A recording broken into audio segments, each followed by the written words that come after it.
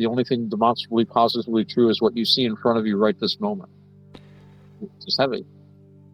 That, another thing too is like I've heard a lot of people talk about there was a lot of Greek influence that was Oh, yeah. that was involved in it. And it's like I know with the vegan thing, they were really they were real bad when it comes to veganism. Like for me, Well, it varied. It varied. There were philosophers and religious mystics in the West who also advocated vegetarianism. Think Apollonius of Tyana. yeah, I've talked about him before. Fascinating figure. mhm, He's one of the guys I'd really like to meet, sit down, pick his brains. Um, there is a lot to be said for vegetarianism as a spiritual path. In the ancient world, it originally, I think, this is my own theory, it was seen as a means of purification. So before any religious ritual or religious festival, or even if you're any great undertaking, one would fast and pray. And one way of fasting is to, be very limited in the food you eat. So usually there would be a kind of a vegetarian diet for a while, maybe a very simple diet, just like oats or something like that, as a way of purging the body. And, when we fast, it's actually, it's very healthy for us physically, but B, it also does concentrate the mind very much. I haven't done any serious fasting in a while, but I used to do it once in a while as part of my spiritual path. And I think this kind of grew into always being spiritually pure. So you would always keep this sort of a diet, a simpler diet. And for them, a simpler meant fruits and vegetables or grains alone, because meat was something that everybody ate. Like you're saying, the traditional Greek was not a big on veganism. It wasn't at the same time, they didn't always have access to as much meat as they might. That's where sacrifice came in. I've talked about this before. When they would have a sacrifice, they also had a barbecue. This was a way, if you had a big sacrifice, the whole city ate. If yeah, you sacrifice, like 5 cattle to Zeus because of something or other, somebody's birthday or a great victory, or you're trying to stave off a defeat, everybody in town lines up and they get a nice big hunk of protein that they otherwise wouldn't have gotten, because most of those guys can't afford a cow. They probably, they might get chicken or goat once in a while. So dietary protein is a very important part of people that were like, how people lived back then, man. We've got all these labor-saving devices. They had to walk for miles just to get water sometimes, carry heavy loads, go to war with like 15-pound bronze shield, 8-pound bronze sword. They used to like run around in that stuff. They'd have like one of the Olympic Games was like putting a guy in partial armor and like racing, like you're going to put 80 pounds of metal on you. Run! So yeah, you want a hamburger after all that. Although interestingly, I remember reading about the gladiators in ancient Rome. They had a largely grain-based diet. Isn't that interesting? yeah. When the gladiators were in training, they fed on wheat and barley. They were known as barley eaters. And they said the reason was they wanted them to have a layer of fat. They didn't want them to look like sculptures or like, Mr. Universe or anything. They wanted these guys to be able to soak up an occasional thrust or cut. And the skinny guys just, there's nothing to really protect them. So they wanted big, hefty gorillas. And, high carbohydrates combined with exercise makes you a great, big, fat, strong mother, that you don't want to mess with. So, For me personally, I don't think I could possibly ever go vegan or vegetarian because I know there's a difference. yeah, Um, vegetarian, you can still eat cheese and eggs, which is fine. And that's what I did. I never went full vegan. Even when I were vegan, I'm not sure how you pronounce it really. I keep saying vegan. That's the star Vega. So they come from another star. Um, but yeah, I don't think you can get all the proteins you need simply from fruits and vegetables. We're not designed for it. I mean, we've been eating meat for as far back as there have been humans, and if you try to change the human diet that drastically, I mean, I know a couple of vegans, and you see them, and they don't look healthy. These are not healthy looking people. Mhm. And Now you've got comments on YouTube from a CDXXZ 4452, oh, hello. and he said something that goes according to the new word is foosh. Foosh. My Foosh. goodness. How do you spell that? FOOSH. I have no clue what he Foosh. meant by that, but foosh. Whoosh. I sometimes say that after a hard day of work. I go, whoosh. That's over with. He says I've even seen it called wooba wooba. Bawuba. He could be thinking of Yab Yum, which is the Tibetan consort tantric magic kind of deal.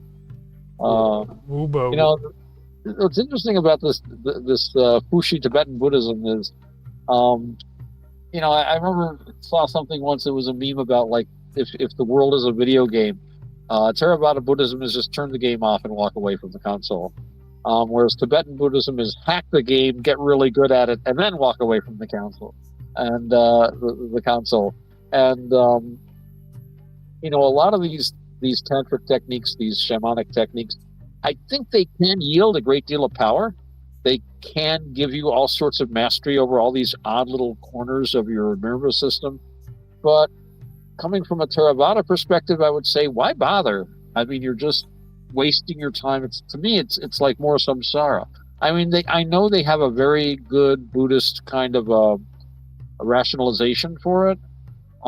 You can jump through all sorts of hoops, and yeah, all right, you've got a human skull plastered with gold as a wine drinking cup. Well, okay, this is a reminder of impermanence, and it gives us, you know, a detachment. It's sort of in Buddhism they have a graveyard meditation or carnal house meditation where you meditate on objects of death so that you detach yourself from the fear of death and all that kind of stuff. So yeah, you can make all kinds of arguments about it, but it just seems a little too elaborate for my taste. Maybe I'm getting to be more Protestant in my old age. You could, I think, compare like Tibetan Buddhism to like Roman Catholicism, you know, in its or even Eastern Orthodoxy with the incense and the robes and the gold and beautiful cathedrals, and gorgeous sounds of like, you know, Gregorian chants and all that kind of choirs.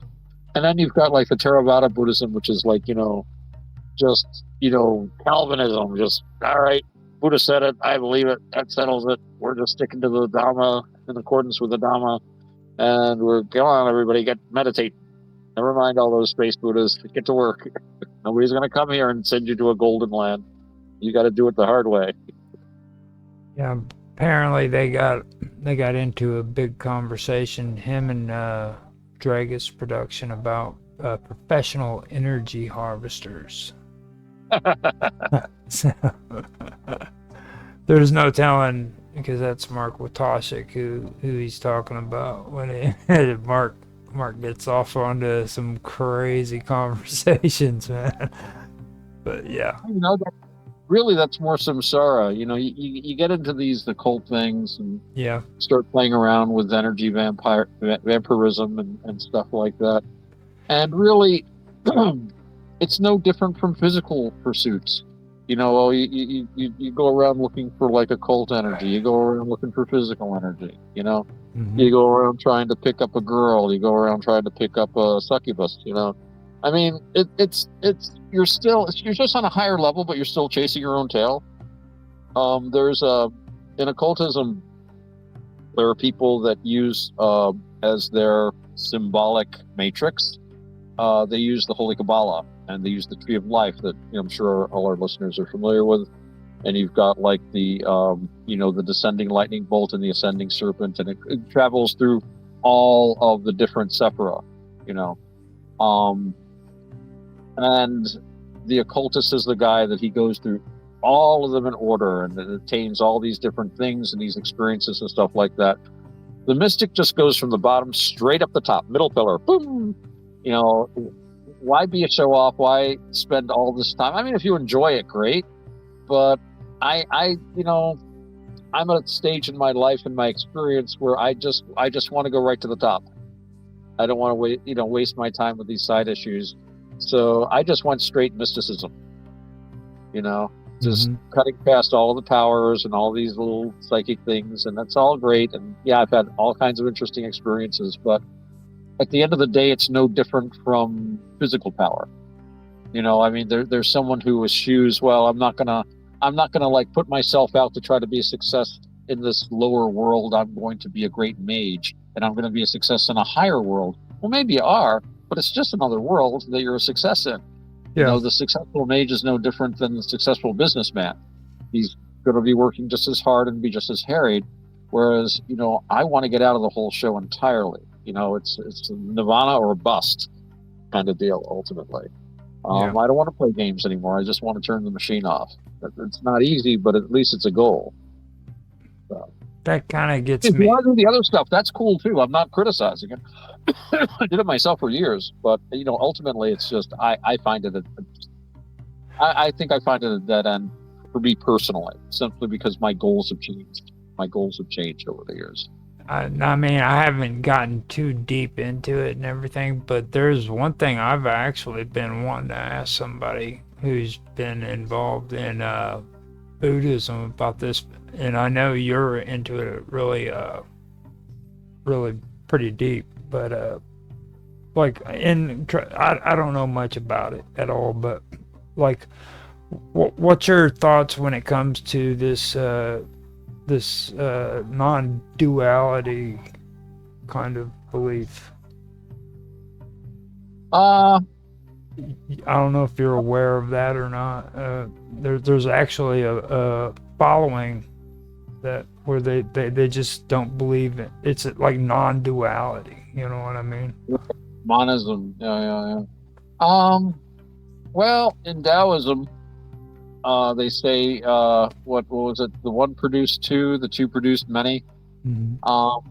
In Taoism, there's the idea that any kind of duality is movement away from the Tao, from the original state of oneness.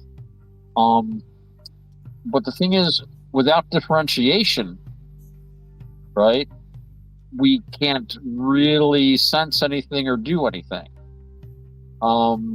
We have to differentiate, even though arguably there's no real separation between us. There's the air, and we say, well, we have a skin. Well, the skin is pierced with pores. There's all kinds of dense bits of it go up into the air, bits of it go down on a microscopic level. The air interpermeates us.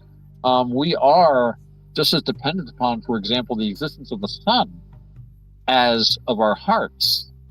And we're inexorably intertwined with all of the effects that solar radiation has on the planet, the air. It's all really one thing.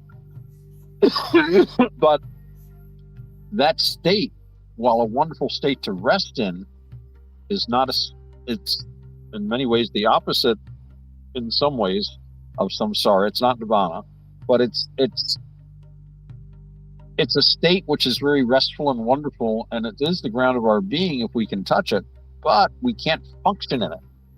If it informs us, we still have to descend into the day-to-day world and chase our tails around in samsara, because, as I always point out, we have to get the sidewalk shoveled, and we have to pay the bills, and we have to go to work and do all these things because people depend upon us, and we depend upon ourselves to do this.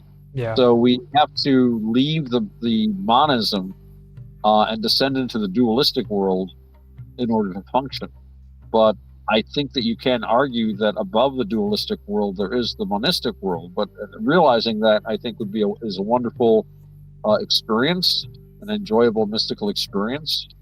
But again, it has to be held in, unless you're spending your life on a mountaintop somewhere. It has to be something that we can have, but not always let it control us. We can't be acting from it directly all the time, but it should inform us otherwise.